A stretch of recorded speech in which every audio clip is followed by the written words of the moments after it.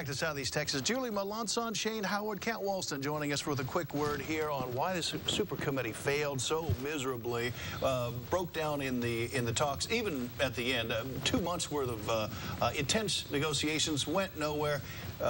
The Democrats say taxes were completely off the table, and that John Kyle was completely unwilling to bend in any way, among others, Henserling as well, Congressman Henserling, as far as the raising of any kind of taxes. True, false, what do we think? And most notably, is it, if that was, you know, off the table, should it have been off the table? Why not raise my information is Republicans did, you know, agree to close loopholes and things of that nature. George Will went so far as to say that Republicans went for $400 million worth of it was actually closer to $500 billion. And it was a new revenue. And that when we talk about these things, it's like the way we interchangeably talk about deficit and debt. Those are two separate things.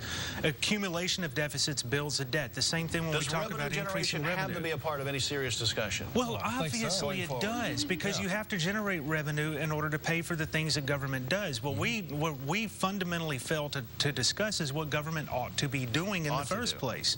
And then you find the ways to finance that through a tax structure that's fair, that's equitable, and doesn't penalize growth and doesn't penalize success. I mean, is there anything that would lead Democrats to say, yes, we can handle a few cuts to Medicare, Medicaid, and some other entitlement programs? Why not cuts? Yeah, I agree with you. We should cut it, but the Democrats have drawn a line in the sand when it comes to entitlement cuts. In order to fix the deficit, entitlements have to be addressed. Well, there's just no ifs, how do you gauge the potential for an all-out economic collapse on Wall Street and with the European markets in the context of another downgrade of U.S. debt and credit? If we keep going the way we're going, I think that's a likely scenario. You know, we can't keep spending. We can't keep bailing people out and expecting the taxpayers to pick it up. And we're so heavily invested in the euro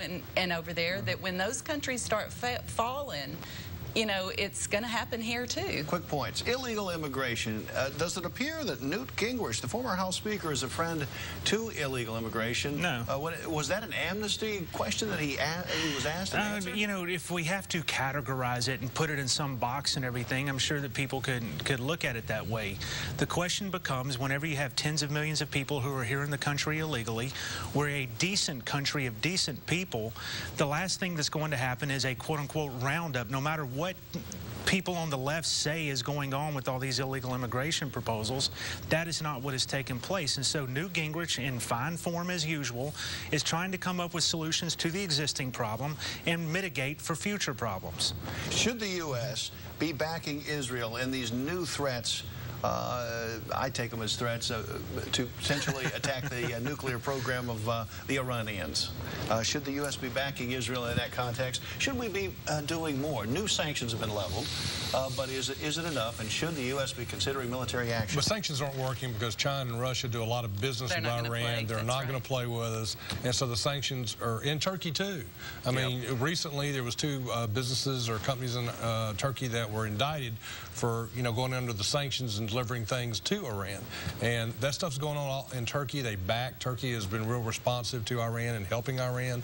And so, no, I don't think that, you know, the sanctions are going to do anything unless we get Russia and China on board, but we should be backing Israel as much as we can. We have to change the calculus entirely, which means looking at our own supply issues, looking at our role within the Middle East and in other parts of the world as it is, and, you know, and make a decision. But this tinkering idea around the margins, and to think that existing structures and negotiation processes, as they've gone over the last 10 years, that they're going to work. They've demonstrated that they hadn't, so we need to change the calculus. Did we miss our chance with the Arab Spring when the Iranians rose up? Oh, certainly, but we did nothing. It was a missed opportunity. Don't forget, the president sat by, the media sat by as well when there were elections 2 years ago in Iran, and people were being killed in the streets, and they did try to rise up, and that wasn't sexy enough for us, and so we didn't pay attention.